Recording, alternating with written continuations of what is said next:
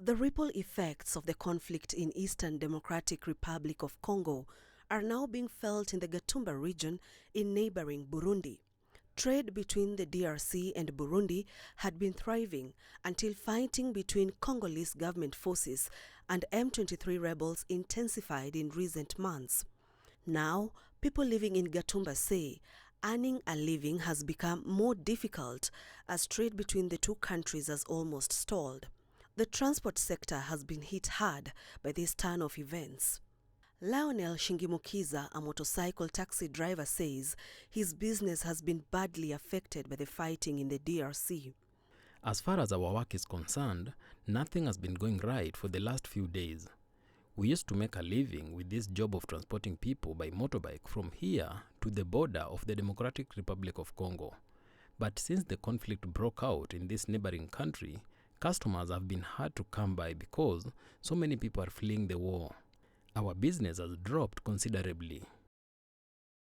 And it's a considerable drop, one that's having an impact on the earnings of many Burundian families working on the number 4 national road linking Bujumbura and Uvira town in the Democratic Republic of Congo. Before the war got this bad, we could transport at least 100 people a day.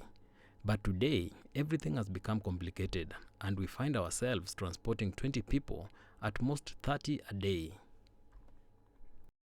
Local shopkeepers and butchers say their businesses have also been hit hard by the absence of Congolese customers. Here, if the Congolese don't come to buy meat from me, it means a huge loss for me and for my stock. In other words, our customers are those who come directly from the DRC.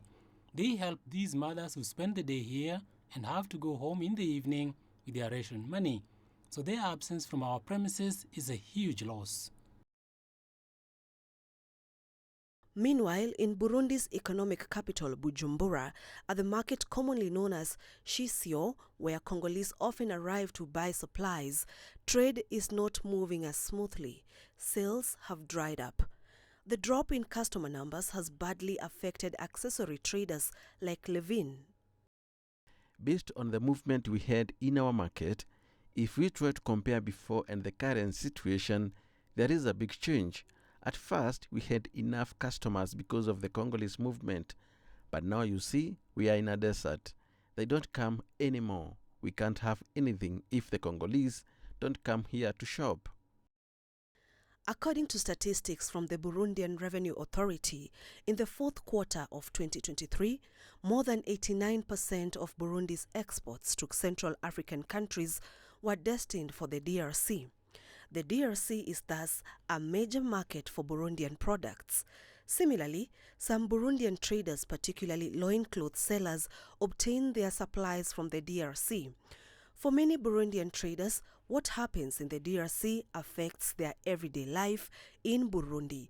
They are hoping that peace returns to the neighboring nation so that they can go back to the good old days of booming cross-border trade between Burundi and the DRC. Sharon, Barang'a, CGTN.